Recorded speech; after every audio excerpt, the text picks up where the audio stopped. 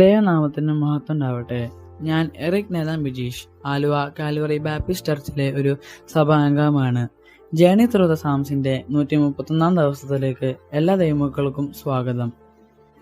ഇന്ന് ഞാൻ നിങ്ങളുമായി പങ്കുവെക്കാൻ പോകുന്ന വേദഭാഗം 77 സങ്കീർത്തനം 11 തൊട്ട് 20 വരെയുള്ള വാക്യങ്ങളാണ്. 77 സങ്കീർത്തനം ആസാഫിന്റെ ഒരു സങ്കീർത്തനമാണ്. തന്റെ ജീവിതത്തിലെ കഷ്ടസമയത്ത് രാത്രി ദൈവത്തോട് നിലവിളിക്കുന്ന ഒരു സങ്കീർത്തനക്കാരനെയാണ് നാം ഇവിടെ കാണുന്നത്. ആസാഫ് തന്റെ കഷ്ടസമയത്ത് ദൈവത്തെ സംശയിക്കുന്നു. ദൈവം തനിക്ക് വേണ്ടി പ്രവർത്തിക്കുക എന്നല്ലയോ എന്ന സംശയമാണ് ആസാഫിന് ഇവിടെ ഉള്ളത്. എന്നാൽ ആ പ്രയാസഘട്ടത്തിലും ദൈവം ചെയ്ത പ്രവൃത്തികൾ വർണ്ണിച്ചുകൊണ്ട് സ്വയം ആശ്വസിക്കാൻ ശ്രമിക്കുന്ന ആസാഫിനെയാണ് നാം ഇവിടെ കാണുന്നത്. ഇതിന്റെ 11-12 വാക്യങ്ങളിൽ ആസാഫ് ദൈവം ചെയ്ത അത്ഭുത പ്രവൃത്തികളെ വർണ്ണിക്കുകയാണ്. അതിന്റെ 13 വാക്യത്തിൽ ദൈവത്തിന്റെ വഴികൾ വിശുദ്ധമാകുന്നു, നമ്മുടെ ദൈവത്തെ പോലെ വലിയ ദൈവം ആരുമില്ല. നമ്മുടെ കഷ്ടസമയത്ത് നാം നമ്മളിലേക്കും നമ്മുടെ സാഹചര്യങ്ങളിലേക്കും നോക്കിയാൽ നമുക്ക് നമ്മുടെ ജീവിതത്തിൽ യാതൊരു പ്രത്യാശയും ജീവിതത്തിൽ കാണാൻ സാധിക്കുകയില്ല. എന്നാൽ വിശ്വാസത്താൽ നാം ദൈവമുഖത്തേക്ക് നോക്കിയാൽ നമ്മുടെ സാഹചര്യങ്ങൾക്ക് മാറ്റം സംഭവിച്ചില്ലെങ്കിലും നമ്മുടെ വീക്ഷണത്തെ മാറ്റാൻ സാധിക്കും. ആസാഫിന് പൂർണ്ണമായി തന്റെ പ്രയാസങ്ങൾക്ക് പരിഹാരം കണ്ടെത്താൻ സാധിച്ചില്ലെങ്കിലും തന്റെ സംശയങ്ങൾ നിഴലുകൾ മാറി ദൈവത്തിൽ ആശ്രയിക്കുകയും ദൈവത്തിൽ പ്രത്യാശയും വെക്കുവാന് ആസാഫിന് സാധിച്ചു. ആസാഫ് വിശ്വാസത്താൽ ദൈവമുഖത്തേക്ക് നോക്കിയപ്പോൾ ആസാഫിന് മനസ്സിലായി ദൈവത്തിന്റെ വഴികൾ വിശുദ്ധമാണെന്നും നമ്മുടെ ദൈവത്തെ പോലെ വലിയ ദൈവം ആരുമില്ലെന്നും. അതുകൊണ്ട് പ്രിയ ദൈവമക്കളെ, നമ്മുടെ ജീവിതത്തിൽ കഷ്ടസമയത്ത് നാം ദൈവത്തെ സംശയിക്കരുത്. ദൈവത്തിന്റെ കൈകൾ പ്രതികൂലമാണെന്ന് നമുക്ക് തോന്നിയാലും തന്റെ സ്വഭാവം ഒരിക്കലും മാറുകയില്ല.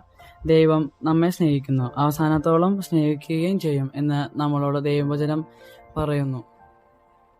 അതിന്റെ 14 തൊട്ട് 20 വരെയുള്ള വാക്യങ്ങളിൽ എന്തുകൊണ്ടാണ് ദൈവത്തിന്റെ പ്രവൃത്തികൾ നാം വർണ്ണിക്കേണ്ടത്? പ്രിയ ദൈവമക്കളെ, നമ്മുടെ ദൈവം അത്ഭുതങ്ങൾ പ്രവർത്തിക്കുന്ന ദൈവമാണ്. ആസാഫ് പുറകോട്ട് തിരിഞ്ഞു നോക്കിയപ്പോൾ ദൈവം തന്റെ ബലം കൊണ്ടും നീട്ടിയ ഭുജം കൊണ്ടും ഇസ്രായേലിനെ തന്റെ അടിമ വീടായ മിസ്രൈമിൽ നിന്ന് വീണ്ടെടുത്തതിനെ ഓർത്തു. ദൈവം ചെയ്ത ആ അത്ഭുത പ്രവൃത്തിയെ അവൻ വർണ്ണിക്കുന്നു. ചെങ്കടൽ 2 വിഭാജിച്ച് തന്റെ ജനത്തെ വീണ്ടെടുത്ത ആ സംഭവങ്ങൾ സങ്കീർത്തനകാരൻ ഇവിടെ ഓർക്കുകയാണ്. വിശ്വാസികൾ എന്ന നിലയിൽ നാമും കാൽവരിയിലേക്ക് ഒന്ന് തിരിഞ്ഞു നോക്കുമ്പോൾ ദൈവം തന്റെ ഏകജനായ പുത്രനെ നമ്മുടെ രക്ഷയ്ക്കായി തന്ന ആ വലിയ ത്യാഗപ്രവൃത്തിയെ വർണ്ണിക്കാതിരിക്കാൻ നമുക്കും സാധിക്കില്ല. നമ്മുടെ ആവശ്യങ്ങളെ നിറവേറ്റി തരുന്ന ഒരു ദൈവത്തെയാണ് നമുക്കിവിടെ കാണാൻ സാധിക്കുന്നത്. അതിന്റെ 20 വാക്യത്തിൽ എന്തുകൊണ്ട് ആണ് ദൈവത്തിന്റെ പ്രവൃത്തികൾ വർണ്ണിക്കുന്നത്?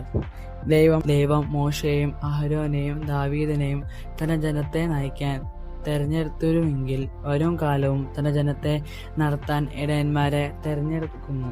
എന്നാൽ ഒരു ദിവസം നല്ല ഇടയൻ വന്ന് തന്റെ ആടുകൾക്ക് വേണ്ടി തന്റെ ജീവന് കൊടുക്കുന്ന പ്രത്യാശ നൽകിയിരിക്കുന്നു. അത് നമുക്ക് യോഹന്നാൻ 10 അധ്യായത്തിൽ കാണാൻ സാധിക്കും. ആസാഫിനു തന്റെ ജീവിതത്തിലെ കഷ്ടസമയത്ത് ചില വ്യാകുലതകൾ ഉണ്ടായിരുന്നു. എങ്കിലും തന്റെ ദൈവം ചെയ്ത അത്ഭുത പ്രവൃത്തികൾ ഓർത്തപ്പോൾ ദൈവത്തെക്കുറിച്ചുള്ള സംശയങ്ങൾ എല്ലാം നീക്കി ദൈവത്തിൽ ആശ്രയിക്കാനും ദൈവത്തിൽ പ്രത്യാശ വെക്കുവാനും സാധിച്ചു. അതുപോലെ നാമും നമ്മുടെ കഷ്ട സമയത്ത് ദൈവത്തെ സംശയിക്കാതെ ദൈവത്തിൽ ആശ്രയിക്കുകയും പ്രത്യാശ വെക്കുകയും വേണം. ഈ വചനങ്ങളാൽ ദൈവം നമ്മളെ അനുഗ്രഹിക്കട്ടെ. നമുക്ക് പ്രാർത്ഥിക്കാം. ഞങ്ങളെ സ്നേഹിക്കുകയും പരിപാലിക്കുകയും ചെയ്യുന്ന കർത്താവെ, ഈ നല്ല അവസരത്തിനായി സ്തോത്രം. അവസരം നൽകിയവർക്കായി സ്തോത്രം.